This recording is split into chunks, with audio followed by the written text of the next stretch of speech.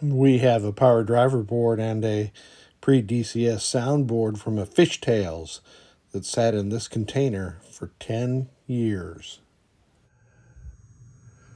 A somewhat infamous FishTales WPC power driver board here. And I rolled in what this board did the first time it was powered on. Now we are down to what looks like column 4 is shorted on. So let's see if we can figure out what's causing that. I usually test these transistors before I put the board on the bench, and you can test the lamp columns by connecting one side of your probes to the 18-volt test point turret. We're set to continuity on the meter, and then you just rake each one of these, and that one is shorted. So we got to get this tip 107 out. No problem. I've added some solder to each of the through hole legs, and I'm just gonna kind of move it around there a little bit, and out she comes.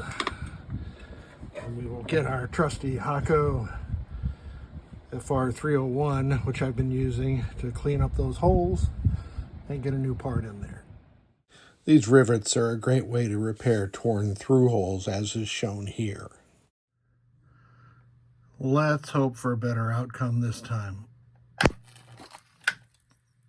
Nah. Then you see the result of an exploding tantalum capacitor. So I'm back with this FishTales soundboard, which when last you saw it, this tantalum cap at this location had exploded. And so I replaced it, and for good measure replaced the other tantalum caps in a similar power circuit. So we should be good to go on this FishTales pre-DCS soundboard. Now, I had also previously replaced the 100 microfarad cap. There are 7 47 microfarad caps, a 22 here, a 10 microfarad tantalum down there, which sometimes fails and causes the amplifier to overheat and shut itself down. I think we're good to go now, along with the driver board. And I found out that this pair of boards had been in a shipping container for 10 years with a leaky roof on it. And I had never seen a driver board with more corroded connectors. So I replaced a total of 31.156 headers, and then you can see a fuse was blown. The bridge rectifiers were in really nasty condition. I don't usually change that many of them, but this one necessitated it. One of the 15,000 microfarad caps in the 5-volt derivation circuit, that's C5. C4 right there and C2 over here. Why is C2 bent? So you can see underneath it and see that it is not leaking anything.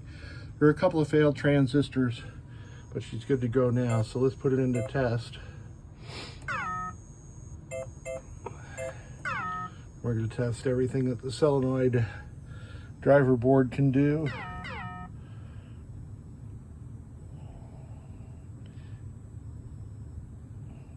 And I do have the FishTales ROM in my test CPU. That stayed on longer, probably because it's driving the real mechanism on the game. Let's go to general illumination. And you can see that all 5 of the GI strings are dimming correctly. We'll go to lamps and flashers.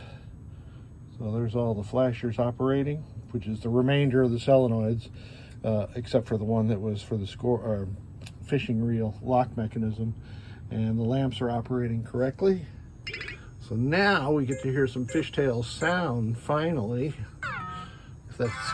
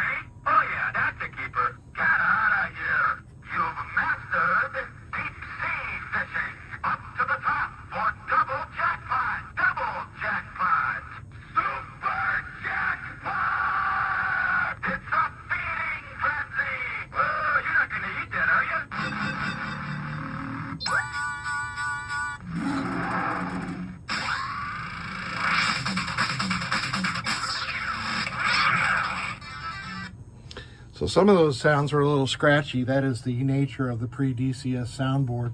And once you've changed out all these 47 microfarad caps and these two 4700 microfarad caps, you have made this soundboard as good as it is ever going to sound. And the only way to really improve that sound further is to replace it with something like pin sound.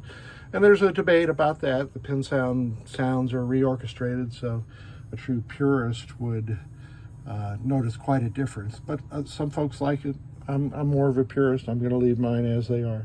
Anyway, this thing is good to go back into the container FishTales.